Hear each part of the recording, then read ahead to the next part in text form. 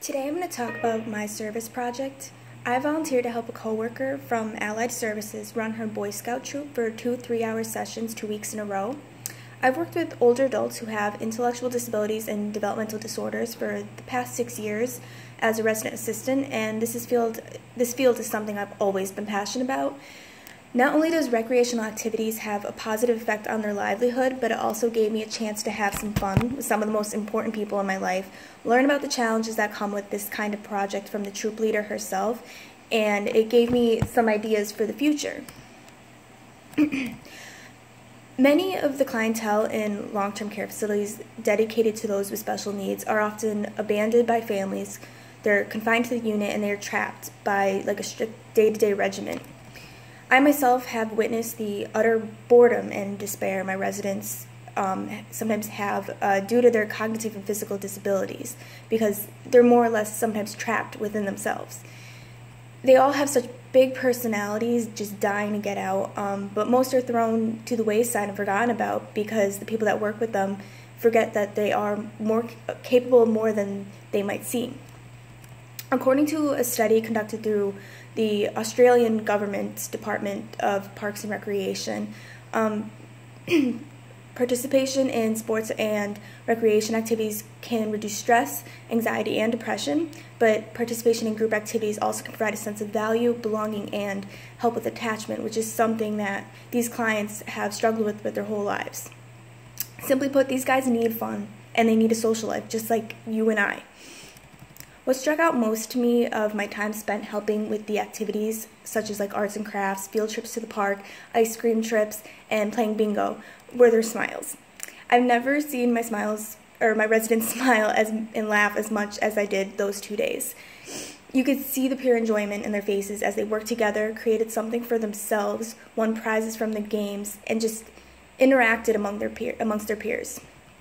Mood wasn't the only surprise. It turns out that some of them that I didn't know could read and write. It was quite the surprise when I saw them doodling on their little arts and crafts.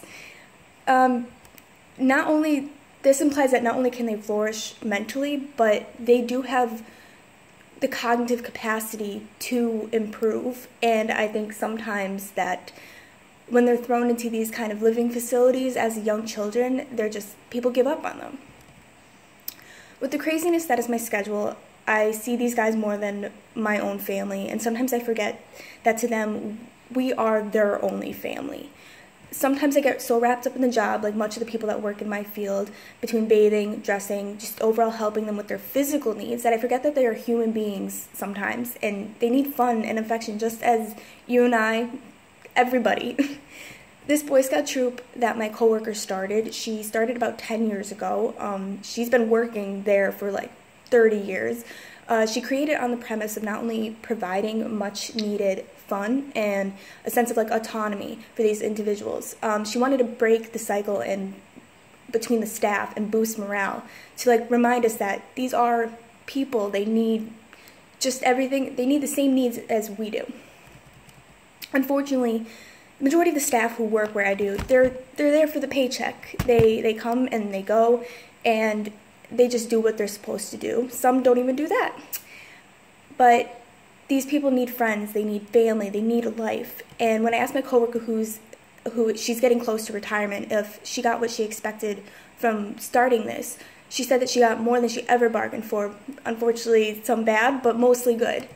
She told me that over the years, many residents had to be more or less banned from the troop at times because of behavioral issues, which I can believe, but I guess if they redeem themselves and really work hard, they will be allowed back in. It's not that she wants to kick anybody out, it's more that there's not enough volunteers to handle that kind of conflict where you need kind of a one-on-one interaction between a staff and a resident. And it also wasn't fair to the others who were really getting a lot out of the troop, but you have to kind of make hard decisions sometimes. Fortunately, some have, like I said, redeemed themselves and were allowed back in. And no one is forced to go either. It's completely voluntary. Some residents, they don't want to do activities, and that's okay. They shouldn't have to be forced in, just like we aren't forced into doing stuff that we don't want to.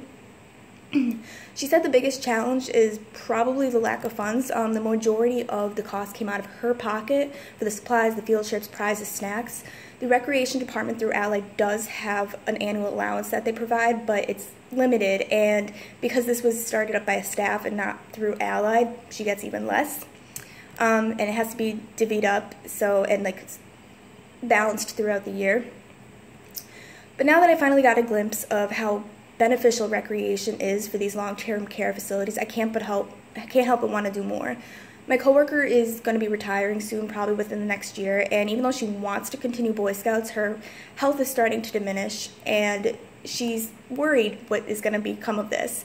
A big reason why she stayed beyond the time that she probably should have said that she probably should have retired was that she is scared that not only will this project fall through, but like what she does for the clients, even just at work, like buying them presents for each of their birthdays, some stuff that, you know, it should be expected.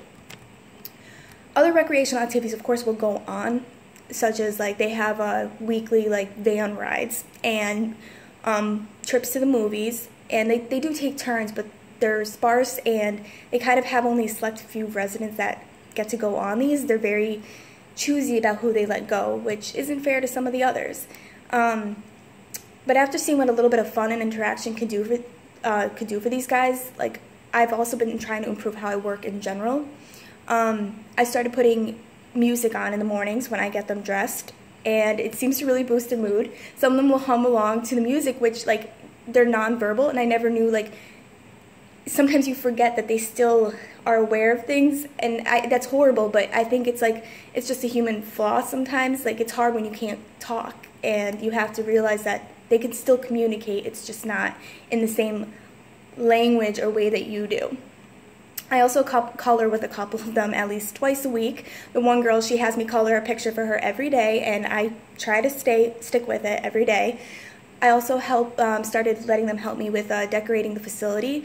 They help me design the bulletin board and will like draw their own pictures to post on the walls and help decorate their rooms. Like I said, they all have big personalities, very unique, so like they do have a sense of what they like and what they don't like. With graduation around the corner, I'm not sure how long I intend on working at Allied, at least doing what I do. But I do plan to visit and maybe volunteer for more recreational activities, and I do want to like take some of them on home visits where I can like take them out and just improve their general quality of life. Volunteering with the recreational activities for long-term care facility residents with special needs not only taught me the value of fun and how to be a better resident assistant or an aide, but I think it made me appreciate what I have with these individuals and how I want to do so much more for them. I was already close to them, but I think I was close to them in a very limited capacity.